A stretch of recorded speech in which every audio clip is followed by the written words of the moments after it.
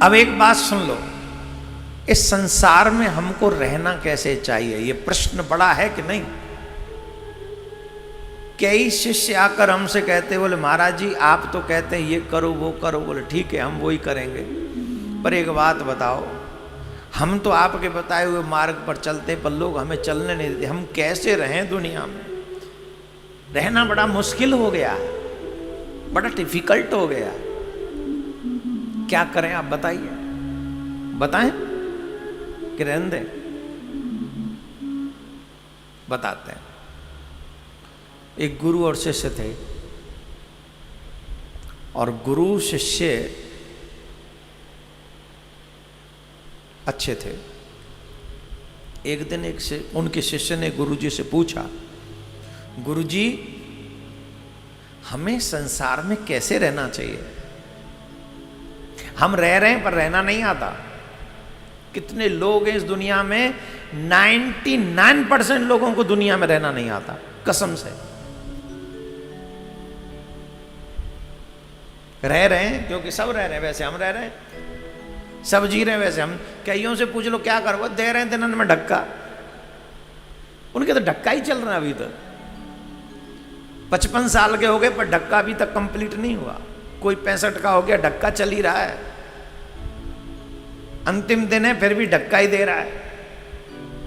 ये ढक्का कौन देते हैं, जिन्होंने अपनी जिंदगी में कभी जीना सीखा ही नहीं, वो ढक्का देते हैं।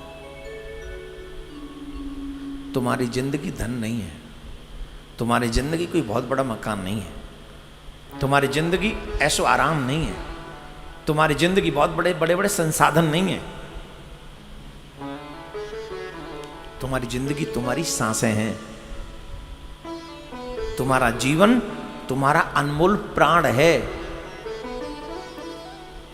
और तुम्हारे उस प्राण का, उस जीवन का उद्देश्य भगवत प्राप्ति है मात्र, इससे ज्यादा कुछ नहीं। कितने भी बड़े हाउसेज में रहने वाले लोग, कितने भी बड़े संसाधनों में रहने वाले लोग जब जाएंगे, एक भी साधन उनके साथ जाने वाला नहीं। अगर जीवन है तो मरे क्यों फिर वो, अगर संसाधन ही जीवन है तो वो मर क्यों गए। बड़े बड़े लोग मर गए, देश में प्रधानमंत्री मार दिए गए दो दो, तो तुम क्या लाए, तो वो जीवन नहीं है। कितने लोग ऐसे हैं जिन्हें पता ही नहीं जीवन जीना कैसे चाहिए, they don't know how to live life. You must try to know how to live life. जीवन जीना कैसे चाहिए आपको आना चाहिए। प्रश्न है इस संसार में कैसे रहना चाहिए। गुरुजी ने कहा बेटा पढ़े तो बहुत कुछ हैं, गुरुजी को लगा प्रैक्टिकल करके देखना चाहिए जीवन में रहना कैसे चाहिए। एक सेठ जी आए गुरुजी के पास में, एक सेठ जी आए, तो ये नियम भी है कि जब कोई गुरुजी के पास जाओ तो कुछ मिठाई, कुछ फल, कुछ लिफाफे लेके जाओ, प्रणाम करो, ये नियम है, खाली हाथ नहीं जाना चाहिए। और आजकल तो वैसे गुरु पूर्णिमा महोत्सव है, मिठाई विठाई फल वल कम लाना, कोरोना बार, समझ रहे हैं। 2 साल से बैठे, तो नियम यही है कि फल ले जाओ, मिठाई ले जाओ, जो भावना हो, श्रद्धा हो कुछ। अब एक सेठ जी आए गुरुजी के पास में, और गुरुजी के पास फल वल मिठाई विठाई लेके आए, चढ़ा दी। गुरुजी ने नहीं पूछा उससे कि तुम कैसे हो, फल लिए, सेठ जी की तरफ करी पीठ, और चकाचक आम खाए। वो बड़े मीठे थे, रसीले, बड़ा चूसने वाले थे।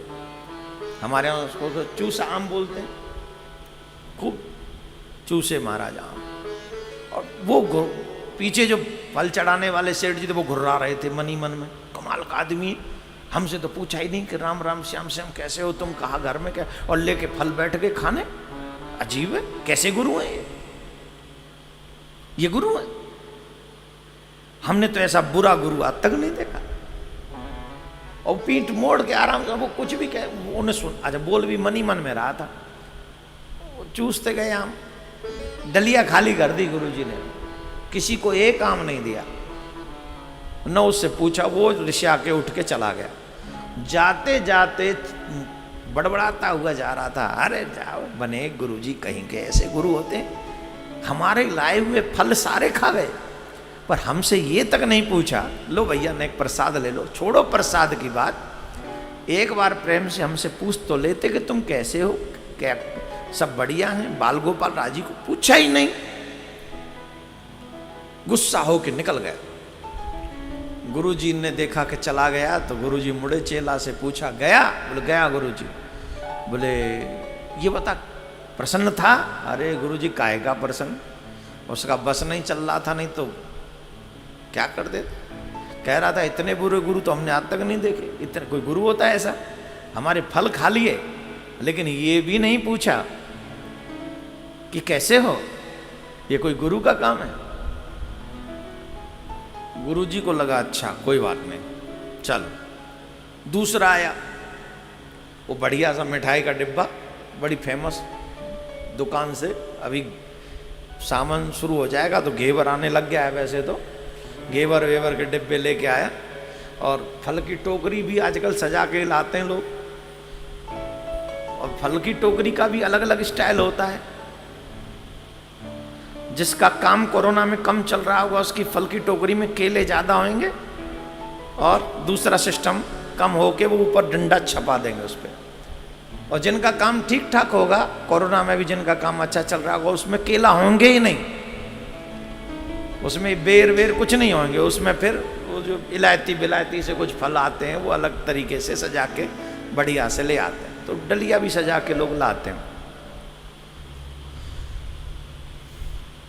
माँ गुरुजी को वो फल चढ़ाए, और गुरुजी को जैसे ही फल चढ़ाए, गुरुजी ने वो फल की टोकरी मिठाई के डिब्बे लिए और वो सीधे ऊपर सेकंड फ्लोर पे थे गुरुजी, नीचे फेंक दी, मुंह किया सेठ जी की तरफ और कहने लगे, कैसे हो बाल गोपाल, कैसे हैं, राजी खुशी हैं, क्या चल रहा है। अच्छा जाके आगे जाके मिठाई के डिब्बा, 250-300 रुपया किलो की मिठाई, 500 रुपया किलो की मिठाई, घेवर कितने रुपया किलो होगा भाई, हैं कितने, 500?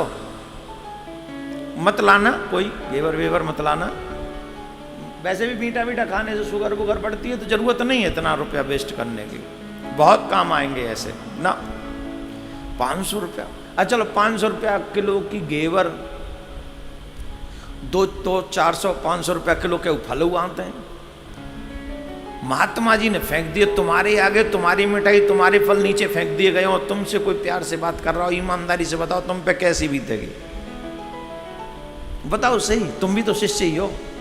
सपोज ये घटना हम ही कर दें तुम्हारे साथ कि तुम लाए और हमने तुम्हारे फल और तुम्हारी मिठाई तुम्हारी आंखें के आगे नीचे फेंक दी नाली में, और तुमसे कह रहे हैं भैया कहो कैसा चल रहा है, भैया तुम्हारी माला कैसी चल रही है, भैया बताओ ठाकुर पूजा, सालिग्राम पूजा, प्रिया कांजू की पूजा कैसी चल रही है, भैया सब राजी खुशी तो हैं, अब ईमानदारी से बताओ तुम्हारे मन में कहाँ चल रहा होगा। बोले गुरुजी पगला गए होगा, कितनी मेहनत करके हमको मिठाई का डिब्बा लाए थे, इन कोरोना में बड़ी मुश्किल से पैसा मिला, फिर भी आपके लिए व्यवस्था करी, और आपने सब, अब वो तो अंदर से कुड़ रहा था, होगा कि नहीं, वो भी कुड़ता कुड़ता ज्यादा देर बैठ न सका, उठ के गया, बोले कि शब्द तो यही भाड़ में जाए ऐसो गुरुजी, काय गो गुरुजी।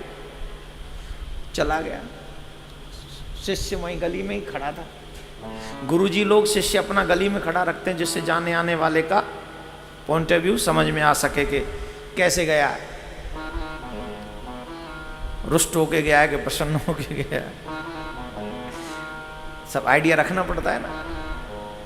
तो वो गया, फिर गुरुजी ने बोला इधर आओ, कैसे, ठीक था, अब तो ठीक था, काहे का ठीक है, पहले वाले से भी ज्यादा बुरा हाल था इसका, इतना गुस्सा कर रहा था गुरुजी, इसका बस चले तो आपको वहीं फलों की टोकरी पे फेंकता आपको, ये तो हम लोगों की संख्या यहां ज्यादा थी इसलिए चुपचाप चला गया। अच्छा ठीक है कोई बात नहीं।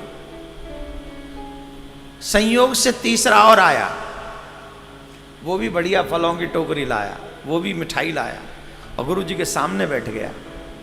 गुरुजी ने फलों की टोकरी ली,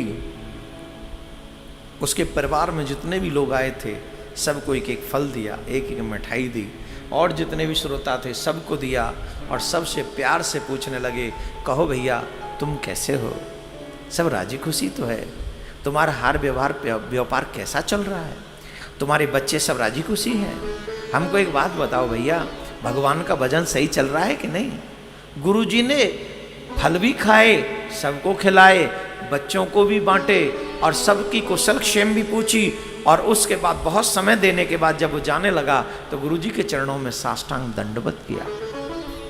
जब गया तो शिष्य को फिर बुलाया, बोले बताओ इसको कैसा लगा। बोले गुरुजी जाते जाते कह गया कि हमने भगवान को तो नहीं देखा पर हमारे गुरुजी किसी भगवान से कम नहीं, हमने भगवान को नहीं देखा पर हमारे गुरुजी भगवान से कम नहीं है। चेले को बुलाए, इधर आ, प्रश्न कर, तूने क्या प्रश्न किया था, संसार में कैसे रहना चाहिए, संसार में तीसरे की तरह रहना चाहिए, जो हमने तीसरा कर्म किया। क्या बोले, जो मिले उसे अकेले मत खाओ, ध्यान से सुनना, जो मिले उसे अकेले मत खाओ, अथवा जो मिले उसे फेंक मत दो।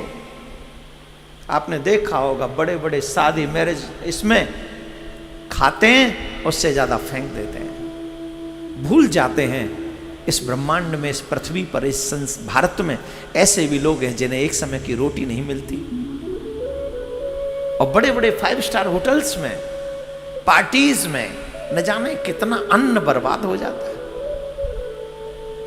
तो न तो अकेले खाओ और न अपने पास है उसे फेंको, क्योंकि अकेले खा लोगे तो भी तुम दूसरों को दुख दे जाओगे, फेंक दोगे तो भी तुम दूसरों को दुख दे जाओगे। लेकिन जिंदगी में जीना कैसे चाहिए, बोले जो भी अपने पास हो कुछ खुद भी खा लो और कुछ औरों को खिला लो, 2 बात प्यार से उनसे कर लो और 4 बात अपने परमात्मा से प्यार से कर लो। जिंदगी में ऐसे रहना चाहिए। इस ब्रह्मांड में, संसार में कैसे रहना चाहिए, बोले जियो और जीने दो, खाओ और खाने दो, खाओ और खाने दो, वो करप्शन वाला नहीं। आजकल लोग 2 सेकंड की क्लिप निकाल के भी रॉन्ग अर्थ आपको समझा देते हैं। खाओ और खाने दो का मतलब है जो भगवान ने तुमको दिया है वो सारा तुम्हारे लिए नहीं है। मुझे बड़ा गर्व होता है, बड़ा प्रेम, मुझे बहुत कभी कभी आप जैसे लोगों पर कभी गर्व होता है, बहुत ज्यादा। आप सबके दिए हुए सहयोग से अभी आपने देखा होगा आपके ट्रस्ट ने अन्नदान किया, ट्रस्ट का नहीं था। बहुत से महामूर्ख लोग मिल जाते हैं, उनको क्या क्या कितना जवाब दें। वो कहते हैं, आप तो कहते हैं एक हाथ से दो, एक हाथ को पता भी न चले, फिर पोस्ट क्यों करते हैं आप, फिर फोटो क्यों डालते हैं? बिकॉज वो मेरा नहीं है, वो आपका है। अगर मालिक का कार्य करके मालिक को न बताया जाए तो मालिक रुष्ट हो जाता है। भाई हम जैसे सेवक कोई कार्य करें और जिसकी वजह से कर रहे हैं, अगर उनको बताएंगे नहीं तो वो तो कह देंगे इन्होंने हमारे साथ गड़बड़ की है। जो आपका कार्य है, आपके माध्यम से किया गया है, वो आपको बताना ही पड़ेगा हमें, क्योंकि वो हमारा नहीं है, वो आपका है। लेकिन उन लोगों के चेहरे पे जो स्माइल हमने उस समय देखी, उन कई जगह गए छोटे छोटे बच्चों को मुस्कुराते हुए उस वजह से देखा, आप कल्पना नहीं कर सकते। होगा कोई अरब खरबपति, होगा कोई धनाढ्य लक्ष्मीपति, लक्ष्मीपुत्र, लेकिन जब उन बच्चों के चेहरे पर वो स्माइल जब आती है ना, तो हमको लगता है हमसे बड़ा खरबों अरबोपति कोई नहीं।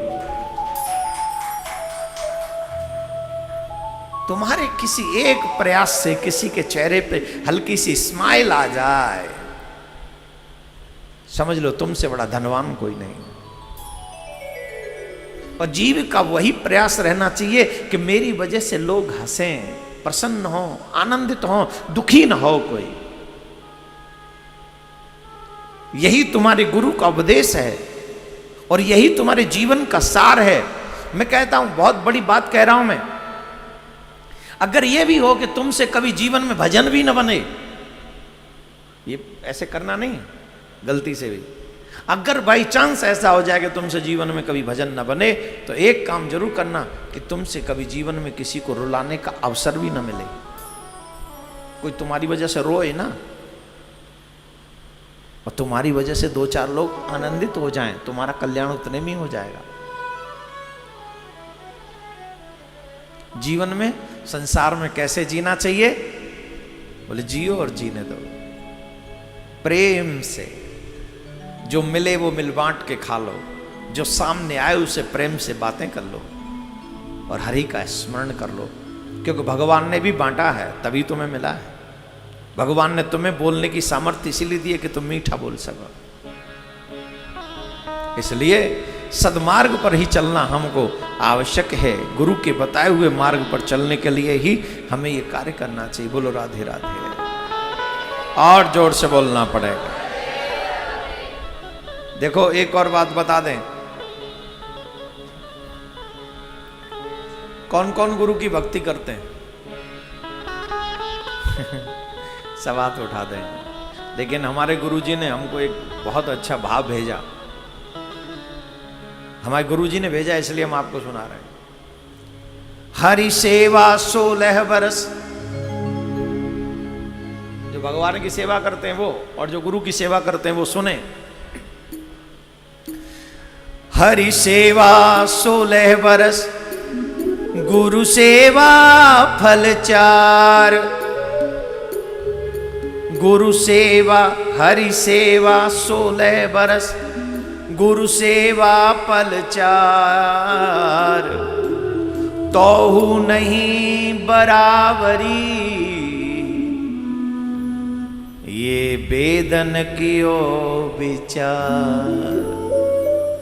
भगवान की 16 वर्ष तक सेवा करो और गुरुजी की मात्र 4 पल सेवा करो, तो भी बराबरी नहीं है।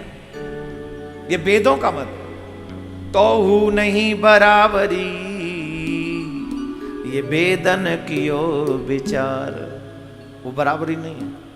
वैसे तो तुम्हें ब्रह्मा जी पूजने पड़ेंगे, शंकर जी पूजने पड़ेंगे, नारायण पूजने पड़ेंगे, गणेश पूजने पड़ेंगे, हैं? कम से कम पंच देवता तो पूजन करना ही पड़ेगा। फिर नवग्रह अलग आ जाएंगे, फिर षोडश मात्र अलग आ जाएगा, बहुत देवी देवता हो जाएंगे। लेकिन अगर अकेले गुरुदेव का पूजन तुमने कर लिया तो पृथ्वी पे 33 करोड़ देवी देवता हैं ब्रह्मांड में। अकेले गुरु पूजन से 33 करोड़ देवी देवता का पूजन हो जाता है।